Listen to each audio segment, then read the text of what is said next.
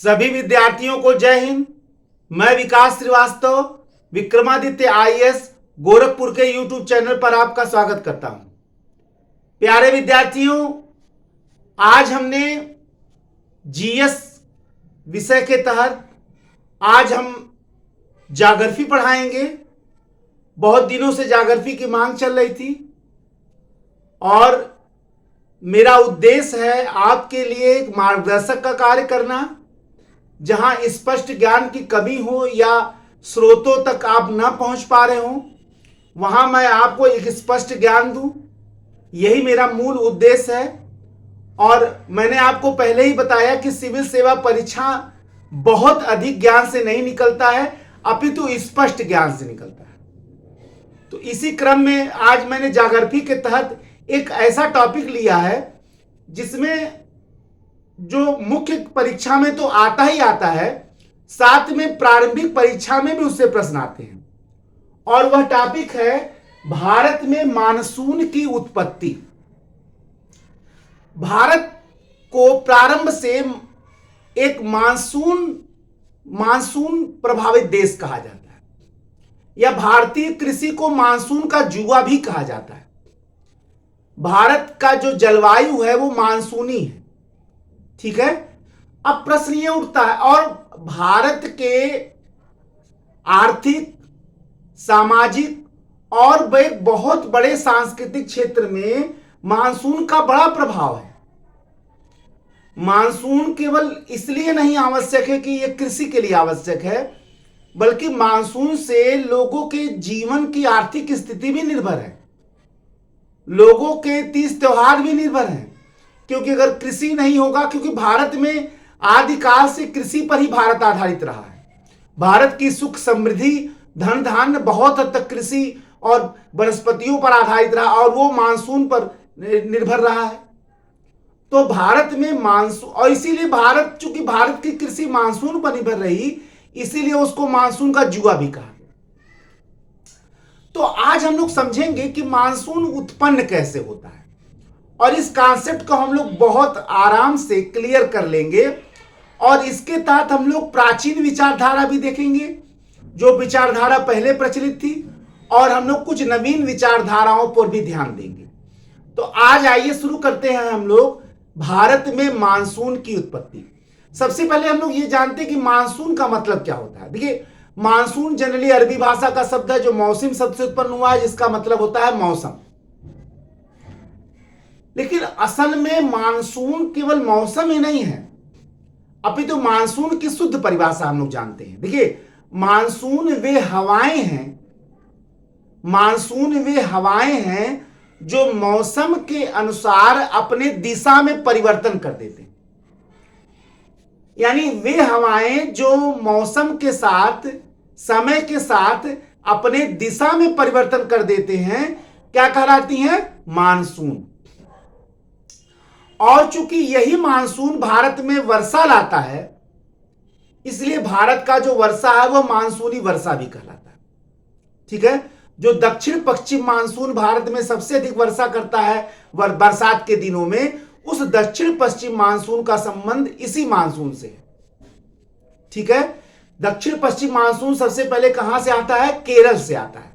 सबसे पहले केरल में प्रवेश करता है, उसके बाद इसकी दो शाखाएं बढ़ जाती हैं। एक शाखा जो है केरल से आने के बाद एक शाखा जो है बंगाल की खाड़ी की ओर चला जाता है, और एक शाखा अरब सागर की ओर चला जाता है, ठीक है। लेकिन हमारा उद्देश्य आज ये समझना है कि ये मानसून की उत्पत्ति होती कैसी है। सबसे पहले लोग जानेंगे कि भारत में, देखिए बहुत ही आराम से पढ़िए, क्योंकि ये चीजें एग्जाम में आपके, ये बहुत इंपॉर्टेंट प्रश्न है। मानसून की उत्पत्ति आईएएस पीसीएस की मुख्य परीक्षा में ज्योग्राफी के पेपर के तहत, ठीक है, ये बहुत इंपॉर्टेंट प्रश्न है। लगातार ये कई बार आ भी चुका है उसी क्रम में आज हम लोग इसको देख रहे हैं। तो सबसे पहले मानसून उत्पत्ति के क्या क्या विचारधाराएं हैं, पहले हम लोग ये जानेंगे, ठीक है ना। तो सबसे पहले जो संकल्पना है वो है तापीय सिद्धांत। सबसे पहला जो सिद्धांत है वो तापीय सिद्धांत है, और ये तापीय सिद्धांत बहुत पुराना है। क्या है तापीय सिद्धांत? देखिए, तापीय सिद्धांत यह मानता है कि जब गर्मी के दिनों में सूर्य उत्तरायण होते हैं, जब सूर्य उत्तरायण होते हैं तो क्या होता है, जो भारत का स्थलीय सीमा है, जो स्थल क्षेत्र है, वहां ताप तेजी से बढ़ता है। लेकिन उस अपेक्षा जो महासागर का इलाका है, जो समुद्री इलाका है, उसका टेम्परेचर उतना तेजी से नहीं बढ़ता, क्योंकि समुद्र जो है एक स्थिर वातावरण का उदाहरण है। समुद्री वातावरण जो होता है उसका टेम्परेचर बहुत तेजी से नहीं बदलता है। लेकिन उसकी अपेक्षा गर्मी के दिनों में जो स्थल है, भारत के जो स्थलीय क्षेत्र है, वहां का टेम्परेचर बहुत तेजी से बढ़ता है। और जब टेम्परेचर तेजी से बढ़ता है तो हवाएं गर्म होती हैं और हवाएं गर्म होकर ऊपर उठती हैं, ठीक है ना। और जब हवाएं ऊपर उठकर गर्म होकर ऊपर उठ जाती हैं तो हवाओं की यानी वायु की कमी हो जाती है स्थलीय क्षेत्र पर। तो इसको बोला जाता है निम्न दाब का क्षेत्र। क्या हो जाता है, निम्न दाब, क्योंकि एयर प्रेशर होता है और एयर की कमी हो गई, वायु की कमी हो गई, ठीक है। तो वायु की कमी होने के कारण क्या हो गया, यहां दाब जो है कम हो गया, उसको कहा गया निम्न दाब का क्षेत्र। अच्छा, पवन हो चाहे वायु हो चाहे हवा हो, इसका मुख्य कार्य क्या है, उच्च वायुदाब के क्षेत्र से निम्न वायुदाब के क्षेत्र में बहना, ताकि वायुदाब को बराबर कर दिया जाए पूरे पृथ्वी पर। यही मुख्य काम है। तो स्थलों पर वायु गर्म होकर ऊपर उठ गया, निम्न वायुदाब का क्षेत्र बन गया, क्योंकि वायु की कमी हो गई। लेकिन उसी समय, जिस समय भारतीय स्थलों पर निम्न वायुदाब का क्षेत्र बना, लेकिन उसके अपेक्षा जो भारत के समुद्र हैं, अरब सागर, हिंद महासागर, वहां उच्च वायुदाब का क्षेत्र बना हुआ है। तो हवाएं कैसे बहती हैं, उच्च वायुदाब के क्षेत्र से निम्न वायुदाब के क्षेत्र की ओर। और इन यानी अब हवाएं कहां चलेंगी, समुद्र से स्थल की ओर। इनको कहा जाता है समुद्री समीर। क्या कहा जाता है, समुद्री समीर। और जब हवाएं समुद्र से स्थल की ओर चलेंगी तो ये अपने साथ जल योजित वाष्प लेकर चल रही हैं। क्या ले रही हैं, जल योजित वाष्प। और जब ये हवाएं समुद्र से अरब सागर या हिंद महासागर से भारत में प्रवेश कर रही हैं तो इनकी दिशा दक्षिण पश्चिम है, इसीलिए इनको कहा जाता है दक्षिण पश्चिम मानसून। और यही दक्षिण पश्चिम मानसून भारत में आकर तेजी से वर्षा करता है और उसी को कहा जाता है वर्षा काल। तो जो तापीय सिद्धांत है वो बहुत सरल है और वो बहुत प्राचीन सिद्धांत को बता रहा है कि जब गर्मी के दिनों में जब स्थलों पर निम्न वायुदाब का क्षेत्र बन जाता है और क्या कहते हैं, समुद्र में उच्च वायुदाब का क्षेत्र बनता है, तो हवाएं समुद्र से स्थल की ओर चलती हैं। इनको कहते हैं समुद्री समीर। और यही समुद्री समीर जो है भारत के स्थलीय मार्ग पर क्या करता है, स्थलों पर क्या करता है, वर्षा करता है। फिर जब जाड़ा का दिन आता है तो स्थलों पर उच्च वायुदाब का क्षेत्र बन जाता है और समुद्रों में निम्न वायुदाब का क्षेत्र बना रहता है। तो हवाएं स्थल से समुद्र की ओर चलती हैं, जिनको स्थलीय समीर कहा जाता है। यानी जो तापीय सिद्धांत है, जो प्राचीन है, वो स्थलीय समीर और समुद्री समीर की व्याख्या करके भारत में मानसून की उत्पत्ति की व्याख्या करता है कि जैसे ही हवाएं गर्म होकर ऊपर उठ गई, स्थल पर निम्न वायुदाब का क्षेत्र बन गया और उसका स्थान लेने के लिए समुद्र से हवाएं आई और उन हवाओं में जलयोजित वाष्प है और वाष्प जब भारत में आया संग्रहित होकर वर्षा कर दिया, संग्रहित होकर वर्षा कर दिया और उसी को वर्षा काल बोलते हैं। और यही है मानसून की उत्पत्ति का कारण और इसी को कहते हैं मानसून की उत्पत्ति का तापीय सिद्धांत। ये क्लियर हो गया आप, ये बहुत साधारण सिद्धांत है। लेकिन एग्जाम में भारत के मानसून की उत्पत्ति अगर आएगा तो आपको तीनों सिद्धांत लिखना पड़ेगा। देखिए, एग्जामिनर से नंबर लेना एक कला है। आपको एग्जाम में लिखते समय एग्जामिनर को यह जरूर बताना है कि भैया जो आप पूछ रहे हैं मैं वही लिख रहा हूं, यानी जो आप पूछ रहे हैं मैं उसको जान भी रहा हूं और मैं उसी को लिख भी रहा हूं। तो आपके लेखन में कोई कमी नहीं होनी चाहिए, पहले याद रखिएगा।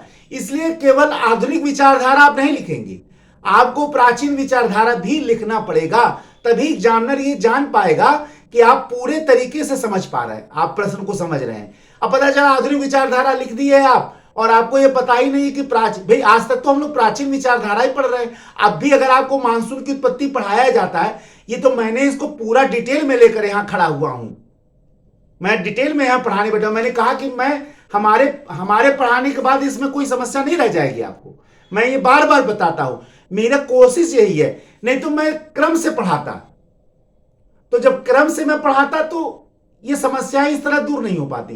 तो समस्याओं को दूर करना हमारा प्रमुख कर्तव्य है। तो पहला हो गया तापीय सिद्धांत, और दूसरा है गतिकी सिद्धांत, दूसरा है गतिक सिद्धांत। अब प्रश्न ये उठता है कि गतिक सिद्धांत क्या कहता है। देखिए, गतिक सिद्धांत ये कहता है कि गर्मी के दिनों में जब सूर्य उत्तरायण होता है, उत्तरायण माने उत्तरी गोलार्ध की ओर होता है, ठीक है, तो ITCZ यानी अंत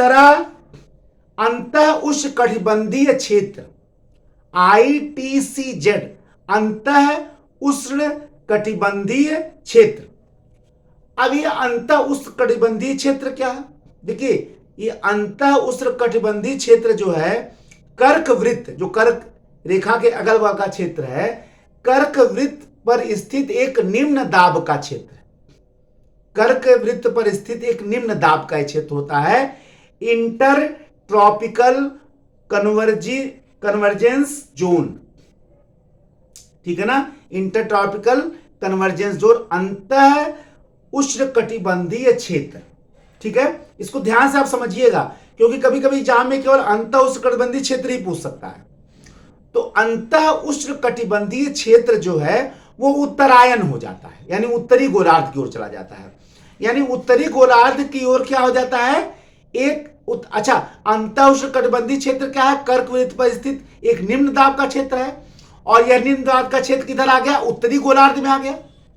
तो जब निम्न दाब का क्षेत्र उत्तरी गोलार्ध में आ गया, तो यानी उत्तरी गोलार्ध में एक निम्न दाब का क्षेत्र पैदा हो गया। क्या क्षेत्र हो गया, निम्न दाब का क्षेत्र। तो जब निम्न दाब का क्षेत्र पैदा हो गया, इसका मतलब है कि यह उच्च दाब से हवाओं को अपनी ओर आकर्षित करेगा। तो तेजी से दक्षिणी गोलार्ध में स्थित जो व्यापारिक पवने हैं, वो तेजी से, क्योंकि वो भारी हवाएं हैं, तेजी से जो हैं वो कर्क रेखा को पार करके उत्तरी गोलार्ध में आ जाती है। किधर आ जाती है, उत्तरी गोलार्ध में, क्योंकि ITCZ जिधर जाएगा उस एरिया में क्या हो जाएगा, निम्न दाब का क्षेत्र उत्पन्न हो जाएगा। निम्न दाब का क्षेत्र का मतलब वहां जो है दाब कम हो जाएगा, और जहां दाब कम होगा वो अपनी ओर जल योजित हवाओं को आकर्षित करेगा। तो जैसे ही ITCZ अंत उष्णकटिबंधीय क्षेत्र जैसे ही गर्मी के दिनों में उत्तरायण होता है, यानी उत्तरी गोलार्ध में आता है, तो उत्तरी गोलार्ध में एक निम्न दाब का क्षेत्र पैदा हो जाता है, और जैसे ही निम्न दाब का क्षेत्र पैदा होता है, चारों तरफ से हवाओं को अपनी ओर आकर्षित करता है। उसी समय दक्षिणी गोलार्ध में बहने वाली व्यापारिक पवनें जो हैं वो क्या होती हैं, इस ओर क्या होती हैं, सनातनी पवनें जो हैं इस ओर आकर्षित होती हैं, और अपने साथ जल योजित वाष्प लेकर उत्तरी गोलार्ध में पहुंचती हैं, तेजी से वर्षा करती हैं। इन्हीं को दक्षिणी पश्चिम मानसून कहा जाता है, जो भारत में आकर वर्षा करता है। यानी जो गतिक संकल्पना है वो ITCZ पर आधारित है, अंत उष्णकटिबंधीय क्षेत्र पर आधारित है। अच्छा, गर्मी के दिनों में ITCZ उत्तरायण हो जाएगा, और जाड़े के दिनों में यह दक्षिणायन हो जाएगा। तो इसका उल्टा सीजन पैदा हो जाएगा, अब हवाएं उधर जाने लगेंगी। क्लियर हुआ? तो गतिक संकल्पना, देखिए वो तापीय सिद्धांत तो सब समुद्री समीर स्थलीय समीर पर आधारित था, लेकिन गतिक संकल्पना जो है वो ITCZ पर आधारित है। याद रखिएगा, एग्जाम में आपको ये लिखना पड़ेगा, बिना इसके लिए आप नहीं लिख पाएंगे। तो क्या हो जाएगा, गर्मी की, भाई एक बात तो और है ना कि गर्मी के दिनों में अपने आप निम्न दाब का क्षेत्र बनना ही बनना है। तो क्यों बनेगा गर्मी क्षेत्र में, भाई गर्मी के दिनों में निम्न दाब का क्षेत्र क्यों बनता है, क्योंकि भाई जैसे ही गर्मी होगा तेजी से, हवाएं भी तो गर्म हो जाएंगी, और हवाएं जब गर्म हो जाएंगी तो वो हल्की हो जाएंगी, और जैसे ही गर्म होके वो हल्की होती हैं तो ऊपर उठ जाएंगी। तो ऊपर जाएंगे तो यहां रिक्त स्थान बन जाएगा, नहीं बन जाएगा वहां पे। तो रिक्त स्थान माने क्या होगा? निम्न दाब का क्षेत्र। माने वहां जब हवा नहीं, हवा का ही तो दाब हो रहा है, और जब हवा नहीं है तो क्या हो जाएगा? निम्न माने कम दाब वाला क्षेत्र बन जाएगा। और हवा का काम है क्या है? जहां उच्च दाब हो, उच्च दाब से निम्न दाब की ओर बहना, और यही बहता है।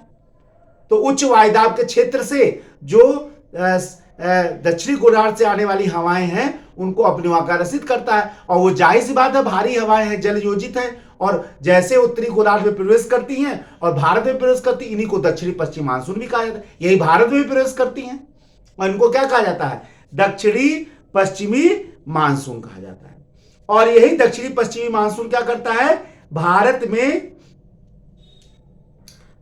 में क्या करता है? वर्षा करता है। तो एक तो दक्षिणी पश्चिमी मानसून जो है वो समुद्री समीर हो गया, एक तो ये हो गया अंतः उष्णकटिबंधीय क्षेत्र जो अपनी ओर आकर्षित करता है, ये भी दक्षिणी पश्चिमी मानसून का। देखिए एक बात हमेशा याद रखिएगा कि कोई भी सिद्धांत भारत के मानसून की उत्पत्ति की पूर्ण रूप से व्याख्या नहीं कर पा रहा है। देखिए भारत में मानसून की उत्पत्ति एक बड़ी जटिल विषय है, और भारत एकमात्र ऐसा देश है जहां चारों के चारों सीजन रेगुलर पाए जाते हैं, और इसमें मानसून का बहुत बड़ा योगदान है। यानी जो महाद्वीपों पर जो संरचना है वह संरचना भारत में है, मौसम का वह सिद्धांत भारत में है, और उसका बहुत बड़ा कारण मानसून है। ये एक प्रकार से आप कह सकते हैं कि भारत में प्रकृति द्वारा दिया गया एक वरदान है, और इस वरदान को किसी एक सिद्धांत से व्याख्या नहीं किया जा सकता। बात समझ में नहीं? समझ रहा है? ये कोई साधारण चीज नहीं है, एक बड़ा विषय है। इसीलिए आप देखिए कई सिद्धांत हैं। एक सिद्धांत प्राचीन सुना दिया, उसके बाद मैंने पढ़ा गतिक सिद्धांत, और अब तीसरा सिद्धांत देख लीजिए, जेट स्ट्रीम का सिद्धांत। क्या है? जेट स्ट्रीम का सिद्धांत। अब प्रश्न उठता है कि ये जेट स्ट्रीम क्या है? देखिए जेट स्ट्रीम, देखिए पृथ्वी के सटे हुए, देखिए पृथ्वी का जो वायुमंडल है वो कई भागों में बटा है। क्षोभ मंडल है, समताप मंडल है, आयन मंडल है, फिर एक्स्ट्रा मतलब क्या कहते हैं उसको, एक्सोस्फीयर है, आयतन मंडल मतलब बाह्य मंडल है। 4 मंडलों में बटा हुआ है। ठीक है, तो पृथ्वी के सबसे नजदीक का जो मंडल है उसको बोलते हैं क्षोभ मंडल। तो क्षोभ मंडल में बहुत तेजी से एक वायु की धारा बहती है जिसको कहा जाता है जेट स्ट्रीम, यानी जेट धाराएं या जेट हवाएं।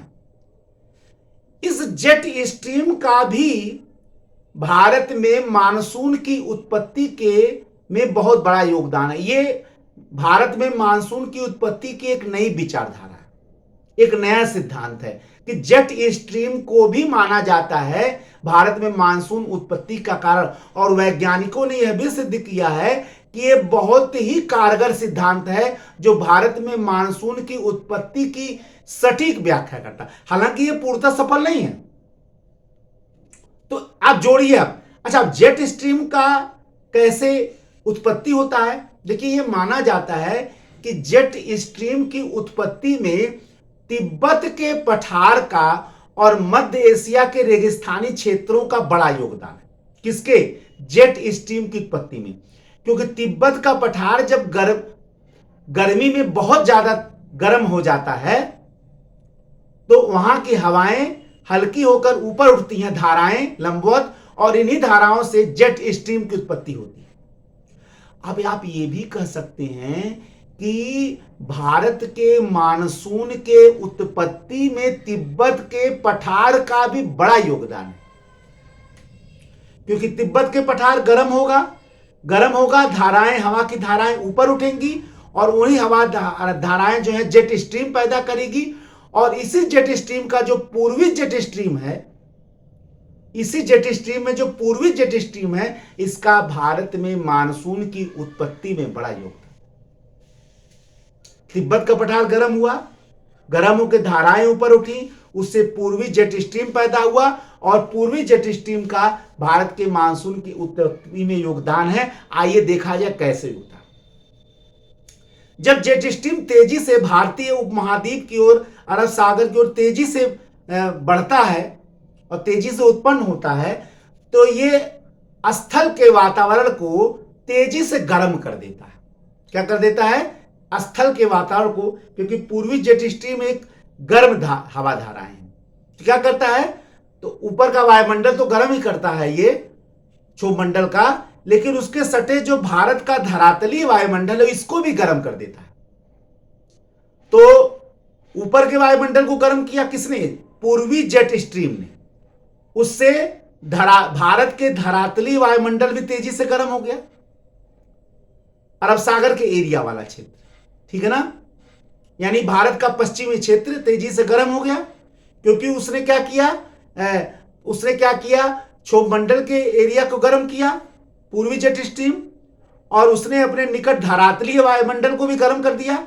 और जैसे ही धरातलीय वायुमंडल गर्म हुआ, हवाएं क्या हो गई? गर्म हो गई, और गर्म होकर वो क्या हो गई? हल्की हो गई, और हल्की होकर क्या हो गई? ऊपर उठ गई।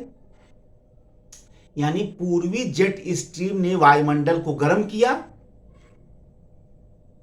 उससे भारत की धरातलीय वायुमंडल गर्म हो गया, और जैसे हवाएं गर्म हुई हल्की हो गई, और हल्की होकर ऊपर उठ गई। यानी जेट स्ट्रीम के कारण पश्चिमी क्षेत्र में क्या पैदा हो गया? निम्न वायुदाब का क्षेत्र। लेकिन उसी समय जो अरब सागर का एरिया है वहां क्या है? उच्च वायुदाब का क्षेत्र है, क्योंकि जिस अनुपात में धरातल गर्म होता है उस अनुपात में समुद्र गर्म नहीं होता। ये मैंने आपको बताया अभी, क्योंकि वो एक स्थायी प्राकृतिक संरचना का उदाहरण है। कौन? समुद्र। तो जैसे ही धरातल पर निम्न वायुदाब का क्षेत्र बना, वैसे ही समुद्र से हवाएं तेजी और अपनी ओर उसने आकर्षित किया, और अरब सागर से आने वाली यही हवाएं क्या कहलाती हैं? दक्षिण पश्चिमी मानसून। और यही दक्षिण पश्चिमी मानसून जो है भारत के पश्चिमोत्तर क्षेत्र में तेजी से वर्षा करता है। इस प्रकार से हमारे पास भारत में मानसून उत्पत्ति का 3 सिद्धांत हो गया। पहला तापीय सिद्धांत, दूसरा गतिक सिद्धांत, और तीसरा जेट स्ट्रीम का सिद्धांत। पूर्वी जेट धाराएं जो हैं वो वायुमंडल को गर्म करके वायु को हल्का बना देती हैं और निम्न वायुदाब का क्षेत्र पैदा करती हैं, जिससे क्या होता है? जिससे निम्न वायुदाब का क्षेत्र पैदा होता है और अरब सागर की जलयोजित भारी हवाओं को अपनी ओर आकर्षित करती हैं, और यही हवाएं दक्षिण पश्चिम मानसून कहलाती हैं, जो भारत में भीषण वर्षा करती हैं। ये 3 सिद्धांत मैंने आज आपको बता दिया। जरूर हमें उम्मीद है कि आप लोगों को इससे जरूर लाभ होगा। तीनों सिद्धांत अगर आप सुन भर लेंगे तो एग्जाम में बहुत आसानी से आप इसको लिख सकते हैं। मेंस में इसको रटने की कोई आवश्यकता नहीं है। तीनों सिद्धांत आप समझ लीजिए, जैसा मैंने समझाया, लिखाइए। इसके अलावा भारत के मानसून पर कुछ और भी चीजें हैं प्रभावित कर रही हैं। जैसे एक होता है एल नीनो। अब ये एल नीनो क्या है? आजकल भारत में मानसून उत्पत्ति के सिद्धांत पर एक बड़ा प्रभाव देखा जाता है कि एल नीनो का भी प्रभाव है, और यह भी माना जाता है कि भारत में कभी कभी जो वर्षा नहीं होती, सूखा पड़ जाता है, अकाल की स्थिति उत्पन्न हो जाती है, इसको उत्पन्न करने में बहुत बड़ा योगदान एल नीनो का है। तो पहले जाना जाए कि एल नीनो क्या होता है। देखिए, एल नीनो जो है वो एक गर्म जलधारा है, या प्रकृति का एक गर्म जलधारा है, जो दक्षिणी अमेरिका महाद्वीप पर स्थित एक देश है पेरू। तो पेरू के तट पर यह पैदा होता है। पेरू के तट पर क्या होता है? ये पैदा होता है, और इसका मतलब होता है शिशु ईसा, यानी ईसा का शिशु, यानी बच्चा। एल नीनो का मतलब होता है बच्चा, ठीक है। और ये पैदा होता है जब पेरू के तट पर, देखिए पेरू में के तट पर हम्बोल्ट की धारा पैदा होती है। हम्बोल्ट की धारा जो ठंडी है, लेकिन हम्बोल्ट की धारा को प्रतिस्थापित करके 3-4 साल बाद, अच्छा हमेशा ये पैदा नहीं होता है एल नीनो। एल नीनो जो गर्म जलधारा वो हमेशा पैदा नहीं होता है, वो 3-4 साल बाद पैदा होता है, ठीक है ना। तो जब ये पैदा होता है तो हम्बोल्ट की धारा को प्रतिस्थापित कर देता है और गर्म जल धारा पैदा हो जाता है, और इसी जल धारा को क्या कहा जाता है? El Nino. तो पेरू के तट पर जब ये पैदा होता है तो प्रशांत महासागर के पूरे वातावरण को ये गर्म कर देता है, एल नीनो। और जैसे प्रशांत महासागर के तट क्षेत्र को ये गर्म कर देता है तो वहां हवाएं क्या हो जाती हैं? हल्की हो जाती हैं। निम्न वायुदाब का क्षेत्र भाई जैसे ही गर्म हुआ हवाएं ऊपर उठ गई, और इसी के वजह से वो एरिया क्या हो जाता है? निम्न वायुदाब का क्षेत्र हो जाता है। और वैज्ञानिकों का ये मानना है कि जैसे ही पेरू के तट पर एल नीनो के कारण निम्न वायुदाब का क्षेत्र बनता है, तो जो दक्षिण पश्चिम मानसून भारत में आना चाहिए, ये क्या करता है? निम्न वायुदाब का क्षेत्र भारत की ओर न आकर एल नीनो वाला जो निम्न वायुदाब का क्षेत्र है उधर आकर्षित हो जाता है। यानी जिन हवाओं को भारत में आना चाहिए वो पेरू के तट की ओर चली जाती है, और भारत में मानसून क्या हो जाता है? कमजोर पड़ जाता है, और इससे सूखा की स्थिति उत्पन्न हो जाती है, अकाल की स्थिति उत्पन्न हो जाती है। अब आप समझिए भाई, इसी को तो आप वैज्ञानिक खोज कह सकते हैं कि अभी तक हमारे देश में अकाल बड़े भयानक अंग्रेजों के जमाने में आपको मालूम हो कि 1/3 जनसंख्या तक समाप्त हो जाती थी। तो अब आप अभी तक हम लोग तापीय सिद्धांत समझ रहे थे, गतिक सिद्धांत, लेकिन फिर हम लोग जेट स्ट्रीम का सिद्धांत देखें, लेकिन एल नीनो का भी प्रभाव है भारत के वातावरण में, भारत के क्या कहते हैं, मानसून की उत्पत्ति। ठीक है, तो एल नीनो की वजह से प्रशांत महासागर में जो निम्न वायुदाब का क्षेत्र बनता है वो भारतीय मानसूनी हवाओं को अपनी ओर आकर्षित करके भारत में मानसून को कमजोर कर देता है, जिससे भारत में वर्षा बहुत कम होती है, अकाल और सूखा की स्थिति। ये मैंने आज आपको मानसून की उत्पत्ति का पूरा सारगर्भित सिद्धांत समझा दिया है, और मेरा मानना है कि आप बहुत आसानी से इसको पढ़ सकते हैं और बहुत आसानी से मेंस की परीक्षा में लिख सकते हैं। प्री तो कोई बहुत बड़ी बात नहीं, आपसे बहुत प्रश्न आपको मिल जाए। और जब ये मानसून आता है तो सबसे पहले कहां प्रवेश करता है? केरल में। भारत में मानसून सबसे पहले कहां आता है? केरल में। और केरल से ये 2 भागों में बढ़ जाता है, एक अरब सागर, एक बंगाल की खाड़ी। ठीक है ना, भारत के पूर्वी क्षेत्र में बंगाल की खाड़ी से आने वाला जो मानसून है वो वर्षा करता है, और पश्चिमी क्षेत्र में जो है वो अरब सागर से आने वाले मानसून से। इस प्रकार से आज हम लोगों ने मानसून की उत्पत्ति का पूरा व्याख्या पढ़ लिया। एक नए वीडियो में आपके मार्गदर्शक के रूप में मैं पुनः उपस्थित होऊंगा। तब तक के लिए जय हिंद, जय भारत, वंदे मातरम, धन्यवाद।